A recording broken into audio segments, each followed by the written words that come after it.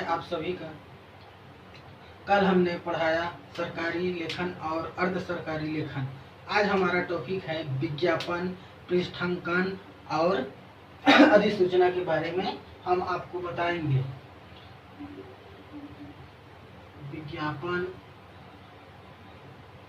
पृष्ठांकन और अधिसूचना।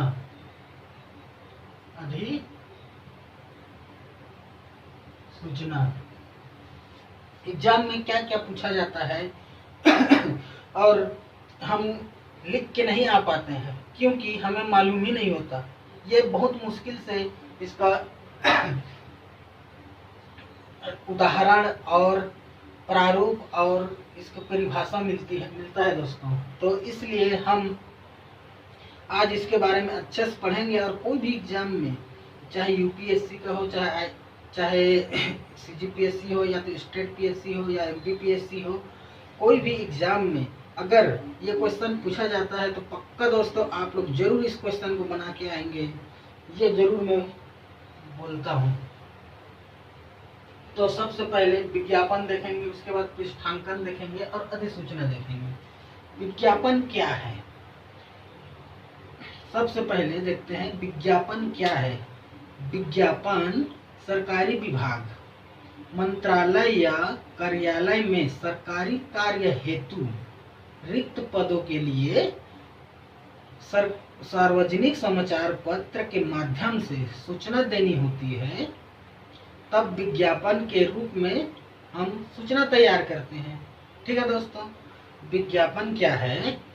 सरकारी विभाग या तो मंत्रालय या तो कोई कार्यालय में सरकारी कार्य हेतु जो रिक्त पदों के लिए सार्वजनिक समाचार पत्र के माध्यम से सार्वजनिक समाचार पत्र के माध्यमों से सूचना देनी होती है, तब विज्ञापन के रूप में सूचना तैयार होता है। यह हो गया विज्ञापन। विज्ञापन किसे कहते हैं? अब विज्ञापन के महत्व, विज्ञापन की विशेषता, उसकी महत्वपूर्ण, अति महत्वपूर्ण बातें को हम एक बार देख लेते हैं। विज्ञापन, ठीक दोस्तों, विज्ञापन में इसकी महत्वपूर्ण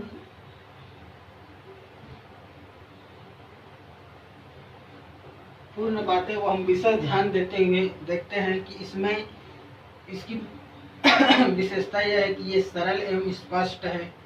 इसमें आम भाषा होती है, आम भाषा का प्रयोग होता है, लोगों को आकृष्ट करते हैं, औपचारिक रूप से होता है।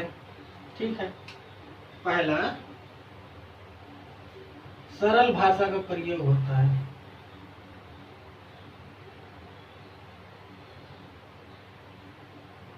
दूसरा औपचारिक होता है।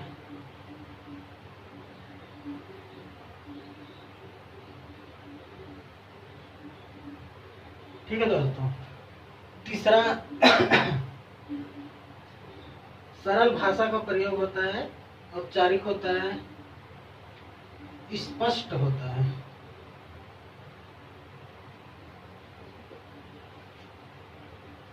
ठीक है दोस्तों, स्पष्ट होता है।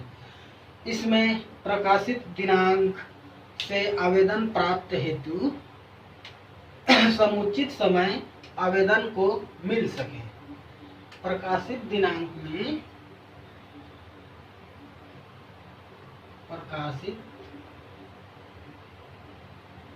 जो प्रकाशित दिनांक होता है उसमें आवेदन प्राप्ति तक, जो आवेदन प्राप्त होता है, आवेदन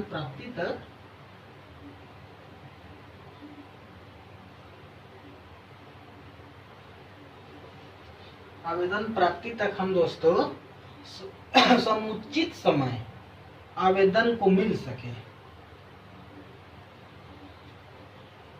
समुचित समय आवेदन को मिल सके। ठीक है दोस्तों, पहला, दूसरा, तीसरा, चौथा और लिखेंगे तो और एक लिख सकते हैं। अधिकारी का नाम हस्ताक्षर पदनाम होता है। इसमें एक और देख लीजिए, अधिकारियों का नाम,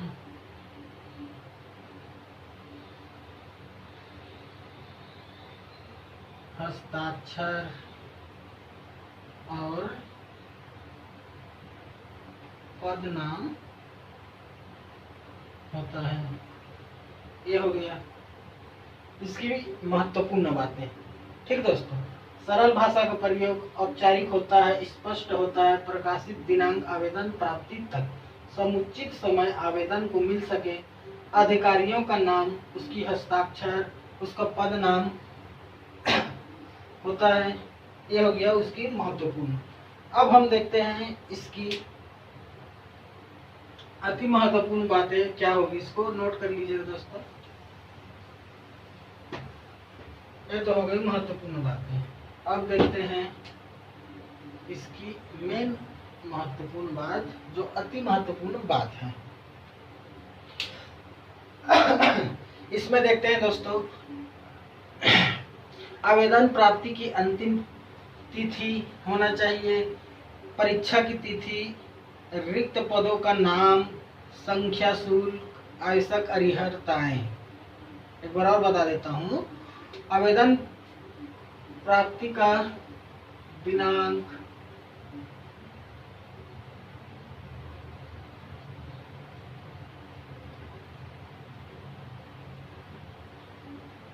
आवेदन प्राप्ति का दिनांक, दूसरा है परीक्षा की तिथि, परीक्षा की तिथि। तीसरा देख सकते हैं इसमें, तीसरा इसमें अर्हता हो गई या तो रिक्त पदों का नाम हो गया।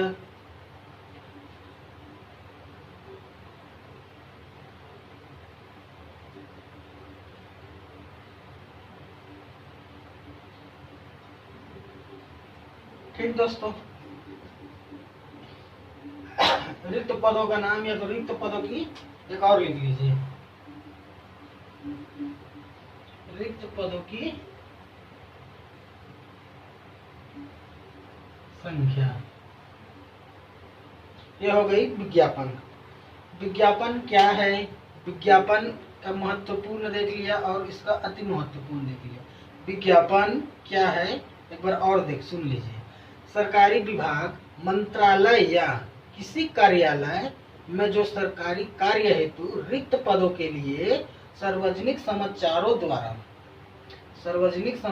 द्वारा या समाचारों के माध्यम से सूचना देनी होती है, उसे हम विज्ञापन के रूप में सूचना तैयार किया जाता है।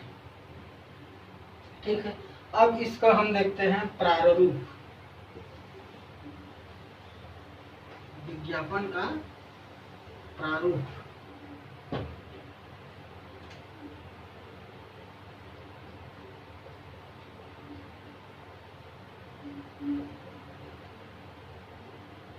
कार्यालय, स्थान, दिनांक, विज्ञापन क्रमांक कितना है, उसकी विषय क्या है, किस हेतु हम विज्ञापन छाप रहे हैं, उसके आवेदन करने की अंतिम तिथि और संख्या, पर संख्या, यहाँ पे किस हिसाब से, जो हिसाब से आपको ठीक लगे उस हिसाब से आवेदन में हम डाल सकते हैं विज्ञापन के लिए।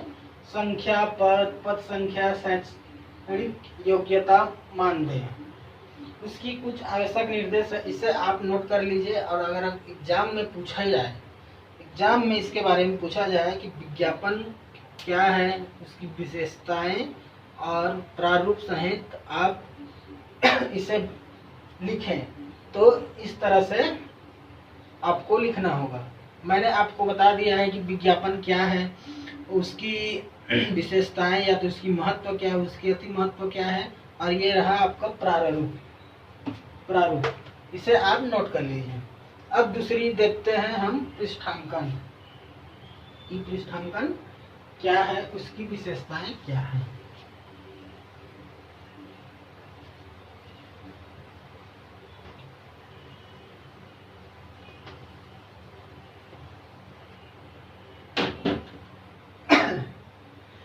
किसी पत्र का प्रतिलिपि वाला हिस्सा पृष्ठांकन कहलाता है।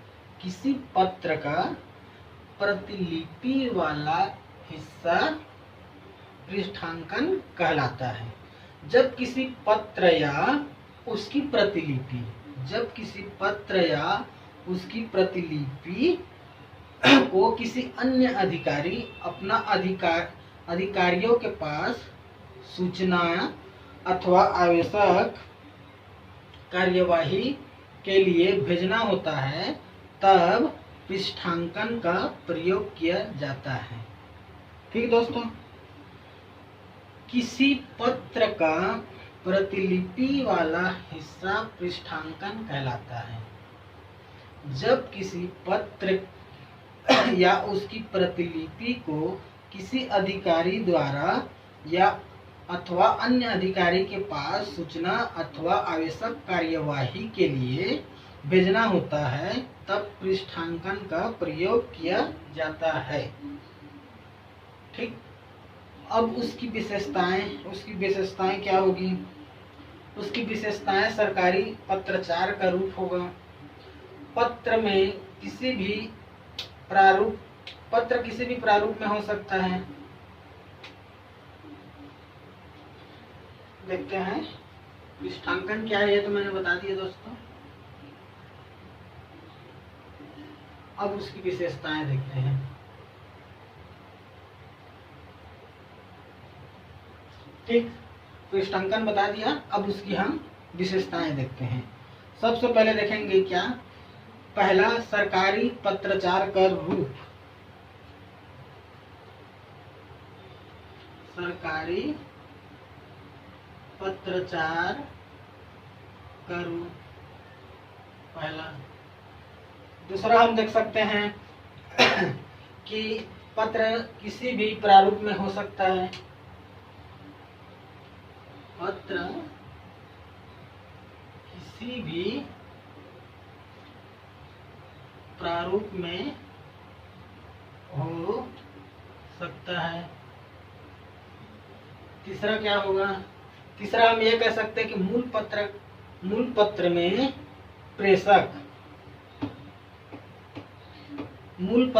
प्रेषक अपना हस्ताक्षर नहीं करता। ठीक दोस्तों,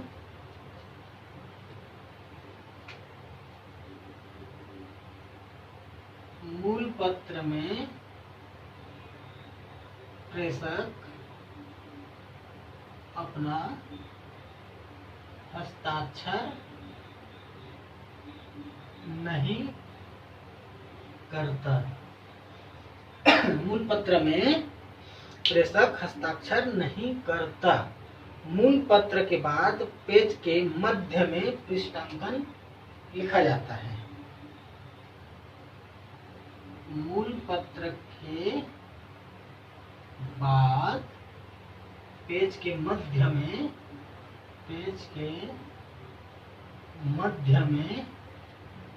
पृष्ठांकन लिखा जाता है। इसको मैं बताऊंगा, इसके प्रारूप जब बनाऊंगा तो कहाँ पे लिखा जाता है मध्य में, इसे मैं बताऊंगा। ठीक है दोस्तों, मध्य में पृष्ठांकन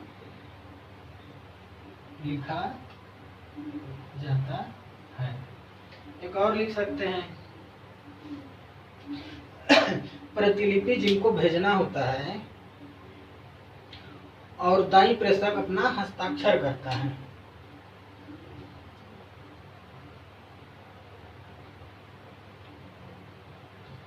प्रतिलिपि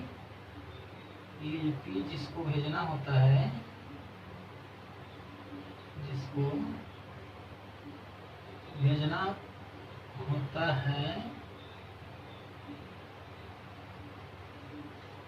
दाई पृष्ठ में हस्ताक्षर होता है। ठीक दोस्तों, इसकी विशेषताएं हो गई। एक बार और देख लीजिए पृष्ठांकन क्या है। किसी पत्र का प्रतिलिपि वाला हिस्सा पृष्ठांकन कहलाता है। जब किसी पत्र या उसकी प्रतिलिपि किसी अन्य अधिकारी अथवा अधिकारियों के पास सूचना या तो आवश्यक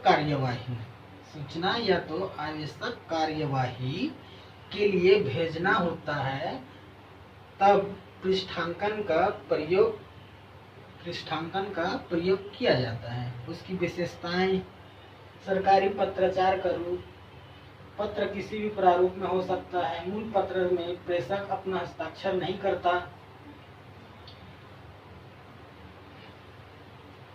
मूल पत्र के बाद पेज के मध्य में पृष्ठांकन लिखा जाता है। प्रतिलिपि जिसको भेजना होता है, दाईं पृष्ठ में उसका हस्ताक्षर होता है। ठीक दोस्तों,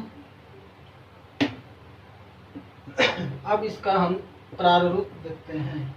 इसका प्रारूप कैसे बनेगा।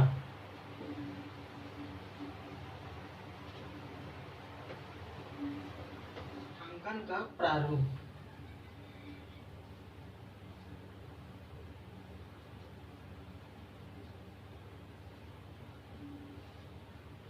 ठीक है दोस्तों, इसे नोट कर लीजिएगा। मैंने बोला था मध्य में पृष्ठांकन लिखा होता है। यहाँ पे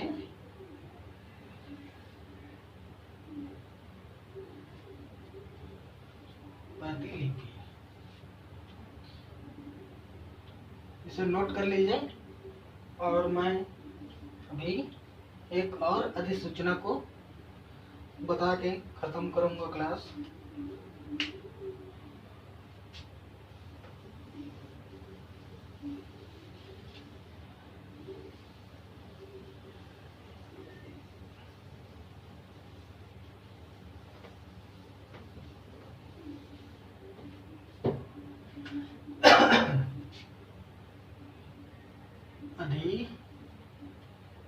अधिसूचना क्या है?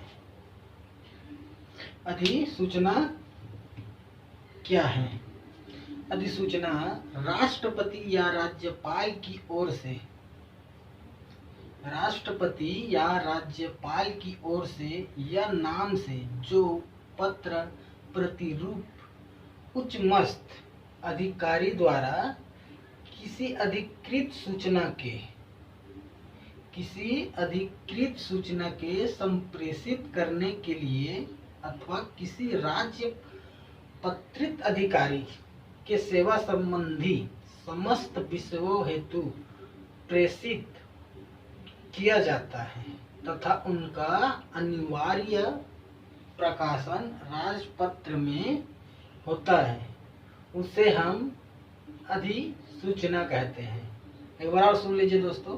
राष्ट्रपति या राज्यपाल की ओर से या नाम से जो पत्र प्रतिरूप उच्च अधिकारियों द्वारा किसी अधिकृत सूचना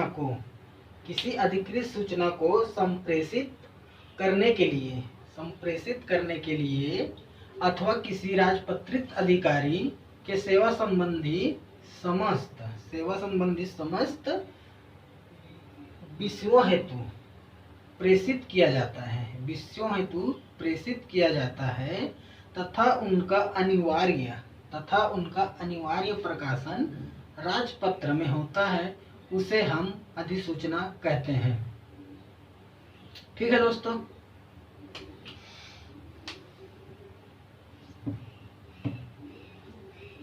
इसकी हम विशेषताएं, महत्व देखते हैं। इसकी महत्व: पहला, अधिसूचना के माध्यम से ही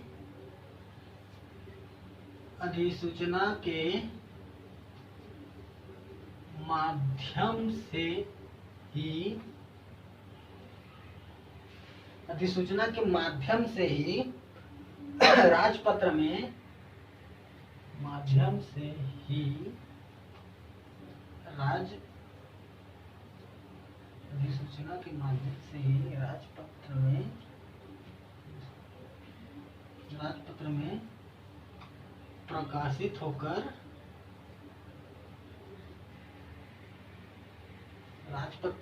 प्रकाशित होकर सूचना बनती है या तो अधिसूचना बनती है।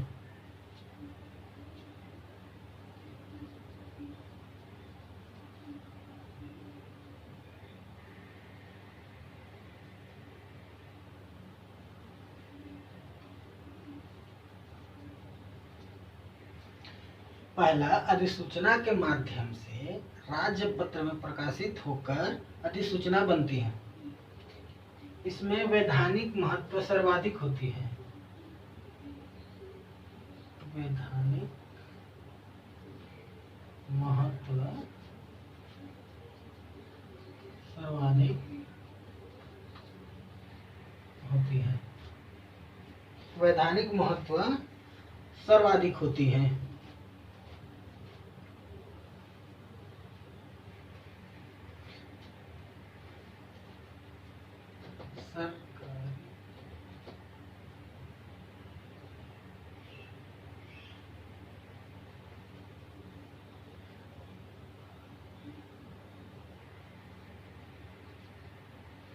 इसमें सरकारी हस्तक्षेप, सरकारी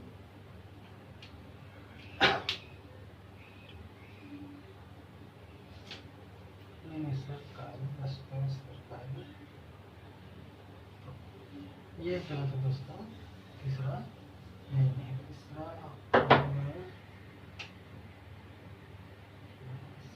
सरकारी दस्तावेजों का स्वतः प्रमाण होगा। ठीक दोस्तों, सरकारी दस्तावेजों का स्वतः प्रमाण होता है। राज्य और एक कर सकते हैं राजपत्रित अधिकारी, जो राज्य पत्र अधिकारी होते हैं, उसको अप्रत्यक्ष सेवा वितरण से इनकी माध्यम होती है। ये इतना महत्व। ठीक है दोस्तों, 3 बहुत है, 3 1 2 3 बहुत है। अब इसमें एक और भी होगा कि अप्रत्यक्ष रूप से राजपत्रित अधिकारी का सेवा वितरण मध्यम होगा। अब इसकी विशेषताएं देखते हैं कि इसकी विशेषता कौन कौन सी है। फिर इसको प्रारूप देखना पड़ेगा।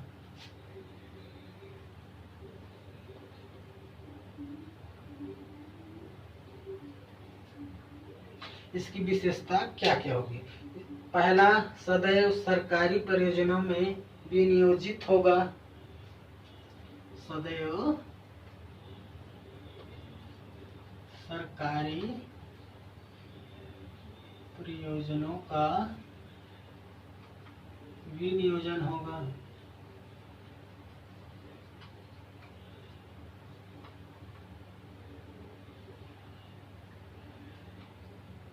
दूसरा, पहला, सदैव सरकारी परियोजनाओं का विनियोजन होगा। सरकारी सदैव वरिष्ठ से कनिष्ठ सदैव वरिष्ठ से कनिष्ठ की ओर प्रेषित होती हैं।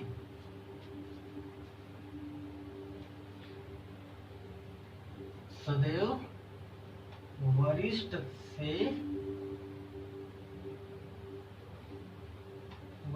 से कनिष्ठ की ओर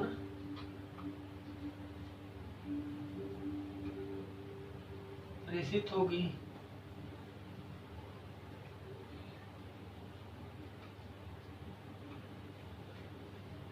ठीक दोस्तों, तीसरा, इसके प्रारूप में सबसे ऊपर अधिसूचना लिखकर मूल विषय को लिखा जाता है। प्रारूप के ऊपर अधिसूचना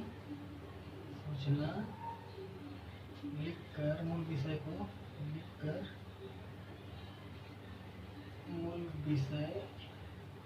को लिखा जाता है।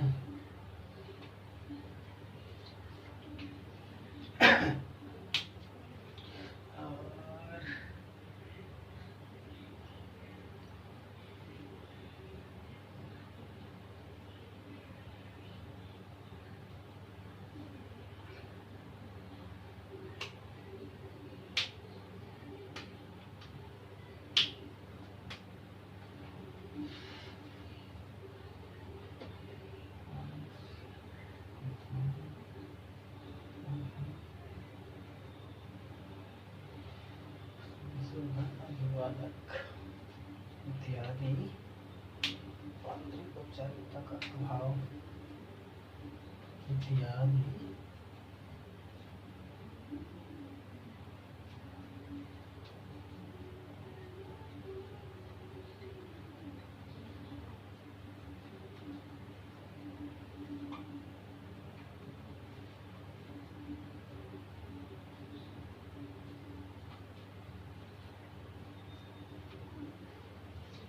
ठीक दोस्तों,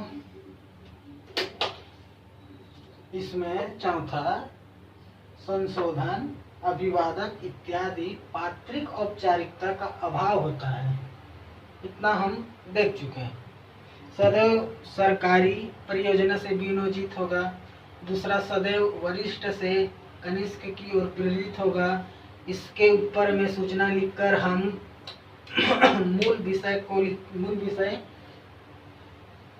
मूल विषय को लिखा जाता है। संशोधन, अभिवादन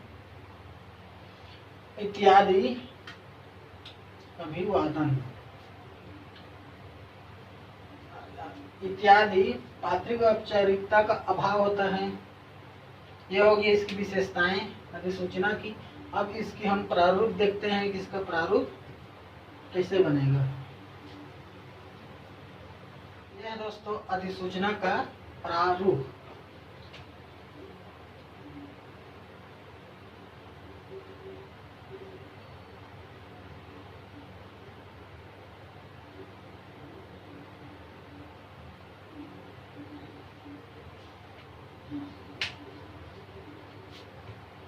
इस प्रकार दोस्तों आज का क्लास यहीं पे समाप्त होता है।